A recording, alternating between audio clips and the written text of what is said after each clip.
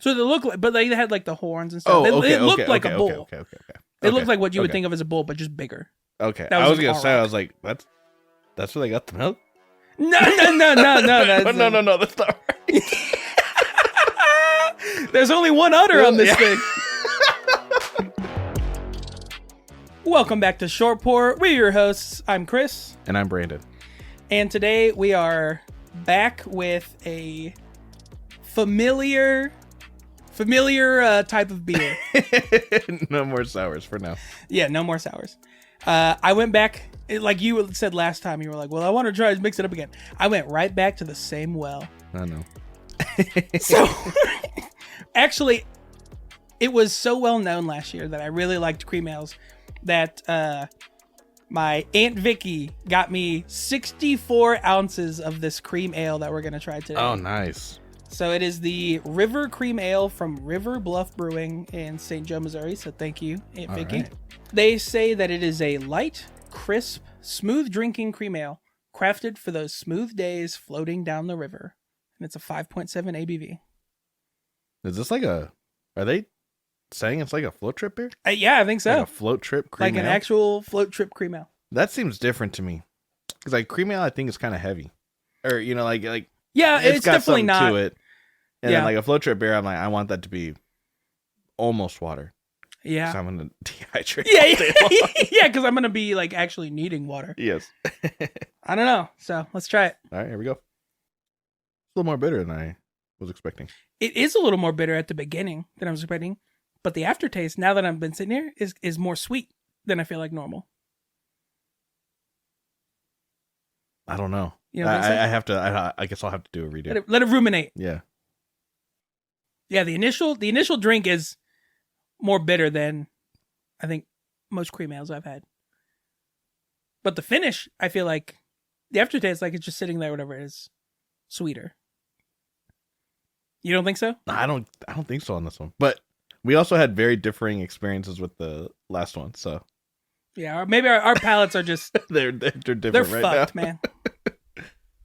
Okay, so with this being a cream ale and my now known affinity to cream ales, it like got me thinking of like just the fact that like I really love milk. Okay. I do too. I love milk. I do too. And like cream, we've been doing a lot of crockpot cooking. Yeah. And almost anything, you add in just a little bit of cream to the crockpot of whatever meal it is, and it makes it like 10 times more delicious. Mm. So, with that in mind, today we're going to be looking at the history of who first drank milk. How did we figure out? Hey, you know what? We could I've drink always been milk. wondering about that because it's such an odd. It's odd.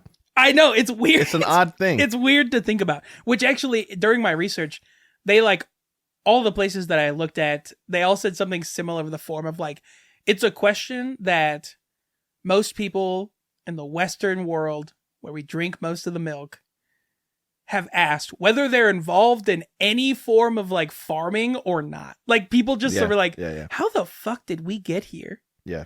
So it starts with undomesticated cows. Oh yeah. Okay.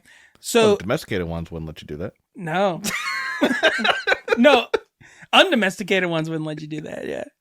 So the undomesticated cow ancestors were called aurochs, which is like badass. Yeah. And apparently they were found throughout Southeast Asia, Europe, and Northern Africa. And they were like, they were essentially like bulls, like you would think of a bull today, but they were like 1.5 times the size. They were clearly bigger, not like crazy bigger. Wait. Bulls? Do you mean like buffalo or like yak? A bull is just like a guy cow, right? Mm-hmm. So they look like, but they had like the horns and stuff. Oh, okay. It looked like a bull. Okay. It looked like what you would think of as a bull, but just bigger. Okay. That I was was an gonna say, auroch. I was like, that's where they got the milk. No. No, that's not right. There's only one udder on this thing. No, so they were domesticated about 10,000 to 8,000 years ago. Okay, and from those aurochs, they evolved into two different types of like what we would consider more modern bovine. Okay, yeah. Okay. In this like pursuit of where, like, how did we start milking them though? Scientists found degraded fat in the remains of broken pottery from Northern Europe that was consistent with milk. And it was like about that, it was about from like 75 or 7,500 years ago. That was Okay. like, that remains. And so they were like, we're pretty sure that this is like, you know, I guess ultra spoiled milk, I guess, Yeah. you know what I mean? Like in Yeah. this pottery. So that tells us that at least in Northern Europe, they were storing it. And I guess like, you know, if you're not drinking it, like why else would you like be getting it and storing it, you know? Yeah. Like for what other purpose? So they think that it started, like milk drinking started in Northern Europe. So like the idea of it is like, it's not that crazy to think about like the leap of like, oh, we could drink milk because like humans drink milk. Yes. Yeah. Yeah. Like a natural breastfed baby. It's not a weird Yeah. Like, thing, it's not like a totally foreign thing to us. right? Like you know, we're all mammals here. You know? Yeah. So like all mammals do it. It's fine. You know, Yeah. like so I guess like the leap in logic isn't that crazy. But it is crazy because I guess normally the default state in humans is to lose the ability to digest milk. Yep. That's the normal state. It's weird now that, That we still can do it. that we can continue to drink milk into adulthood. Yeah. That's true. Why? So the reason that we like lose that ability is because we're born with the enzyme lactase, which breaks down lactose, and I guess as we like grow up, like we lose that enzyme, we just stop making it. Mm-hmm. So to keep it, you have to be like, you have to keep drinking the milk, and Yeah. you'll sustain it. And I guess that like phenomenon is known as lactase persistence. Yeah. If you don't use it, you lose it. Like that idea actually holds true a lot in biology. Yeah, with like most things. Yes. Yeah. So keeping that like in mind, right, is that we like lose it, and like we didn't even have the ability to sustain it. Like I guess earlier humans just lost it, Yeah. right? Like they there was no persistence really. There was just yeah, you lost it. I don't know. Once you were Stop. like 3, I guess, or whenever, you know what I mean. You just lost it. Yeah. But whatever age is appropriate to stop. To drinking stop. milk. Yeah. Okay. Side note. One of our friends, we were asking about like, when do you know, like, you know, we're not really sure when to stop breastfeeding, Yeah. right? Yeah. And so the dad, he said, well, I can tell you that we did it too long. I can tell you the moment that we knew it was like we needed to stop breastfeeding was because I came home. My son was sitting there breastfeeding, you know, sucking on his mom's nipple. He turns to me, he pulls it out of his mouth, he goes, Dad, can we have pizza for dinner? Yeah, yeah. And I said, this is fucked up. Yeah, that's too much. He was like, that was the moment I knew. I was like, yeah, this has already gone on too long. Yeah, I guess a good line is when they can order their other food. Yeah. It's a good time to stop. So, but because they didn't have lactase persistence, that means that essentially like the first humans who did start drinking milk were just suffering through lactose intolerance and so they kept drinking it even though they were like shitting their brains I was out gonna say that from it. means other people around them were suffering with them. Yeah, but isn't that crazy that like Yeah. it survived it? They were just like, you know? It's worth it. Yeah, I'm not gonna stop. Yeah, I guess it's. I mean, I feel like there's a lot of things that people will like suffer through, but I feel like Because that's it tastes good. yes, that or just because like they I don't know, they just like it. But I guess like I was thinking more of like I don't know, like really serious stuff, but they're like getting something from it, you know, like disassociating or feeling numb or whatever, feeling good, whatever they're getting from it. But I'm like with milk, like what are you getting that's so good? I feel like to be like I might dehydrate myself from how much I'm pooping. I mean, could you imagine though? Like, you either had like dirty water, maybe beer, Yeah, or milk. or milk. Yeah, when you put it like that, yeah, I'll deal with it too. Okay, so that still doesn't answer like why they started drinking it though. And we're going to look at that when we get back. A common schoolyard theory is obviously, I think, like what you were like hinting at the beginning of like, it's hilarious to think about. Like, it was just like some dude who was like really down bad and was like, I just need to get off. Like, I'm going to try something, know? I always thought it was more of like a dare kind of situation. Oh, like someone like made, or like, like they lost a bet or they got dared to like, all right, fine. Because like they knew it was all right because like little cows were doing it. I mean, like, yeah. Well, you're not as tough as a little cow, baby cow. Yeah.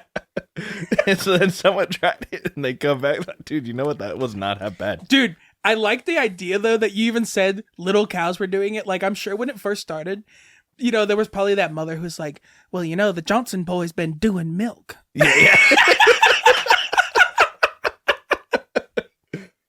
That actually like kind of like does tie into the theory of why, because we don't really know. Right, yeah. We don't know. So the most widely accepted theory is that the Northern European farmers were starving and they were in just total desperation mode.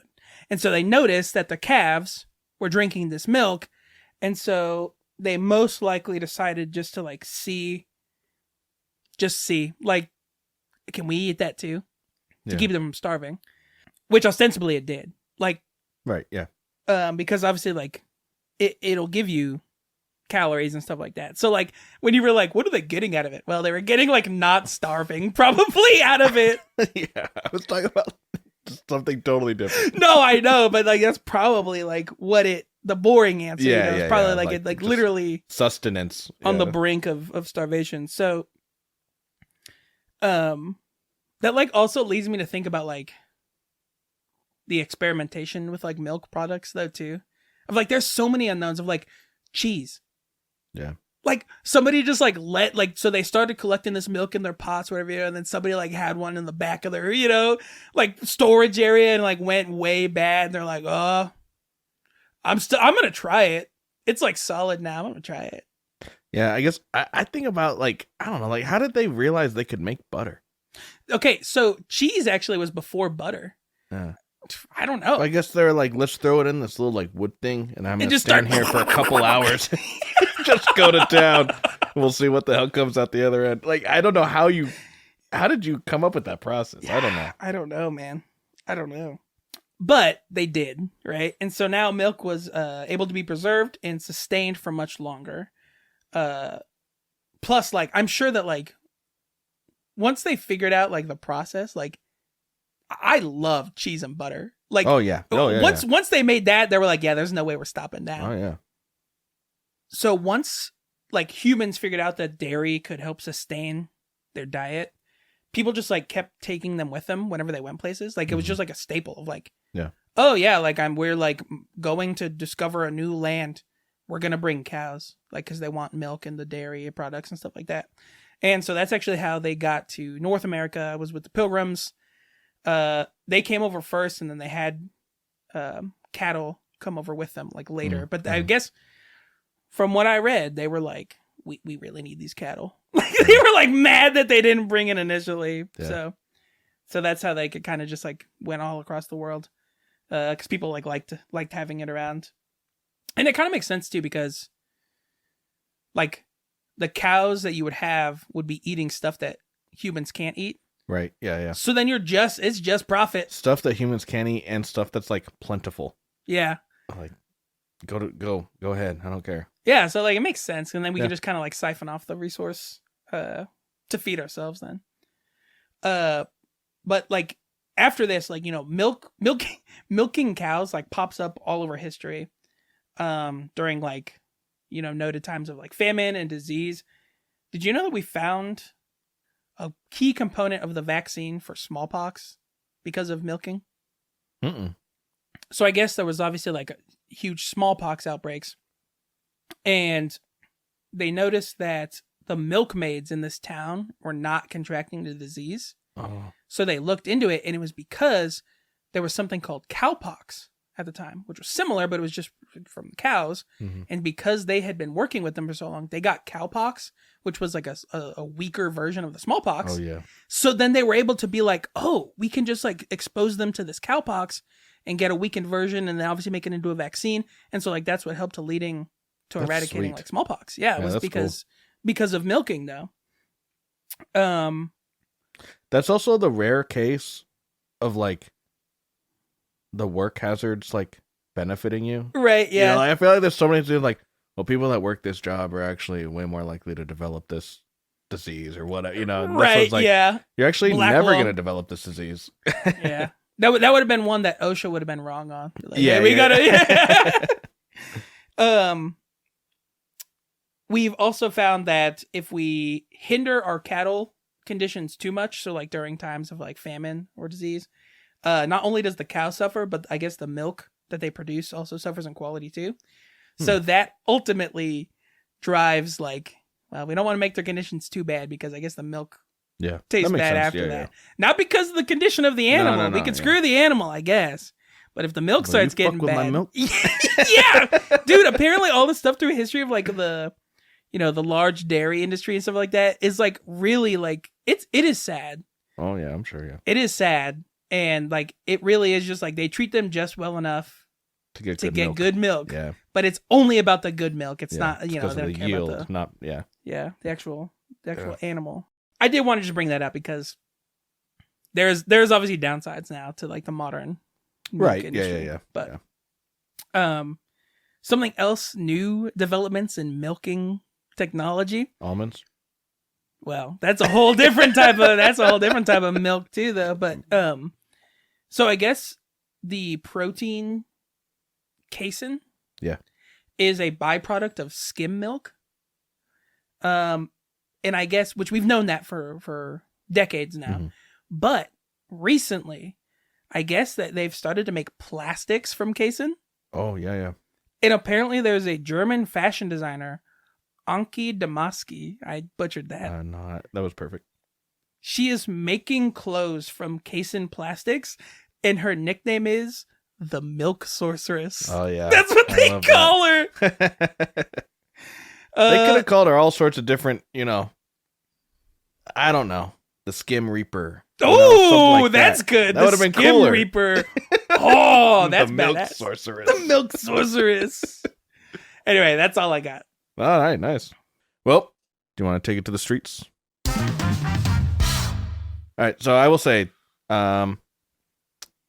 very few reviews out there in the world on this beer so far. Yeah, well, it's a small brewery. Right.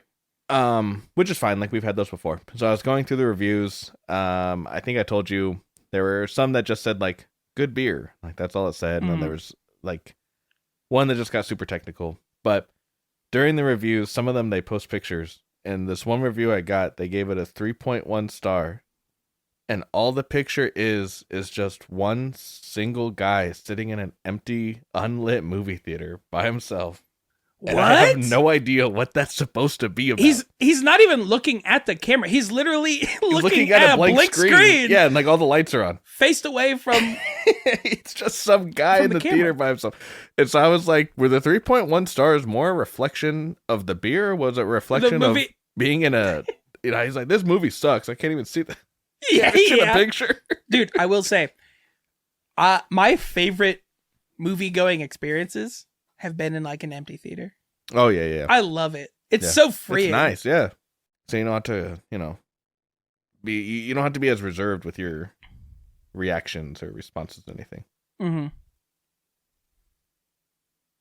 That's all we got. All right. I liked this one. Did you like it at all, or? Yeah, no, I liked it. Okay. It wasn't like as what do you want to call it? Like silky, like creamy as like some of the others, Yeah, and I think that maybe part of that is like you're right. Like, it was more bitter. I feel like it wasn't as like full bodied, but that is like because they're like, well, we want to make it like as light as possible. Oh yeah, to be for a float trip for a river. Yeah, that worked. But I still liked it. Proof is in the pudding. Thanks for listening. As always, if you want to like or subscribe, please follow us on Instagram at shortpourpodcast or send us a suggestion through email at shortpourpod@gmail.com. And as always, whether you pour short or pour long, always finish.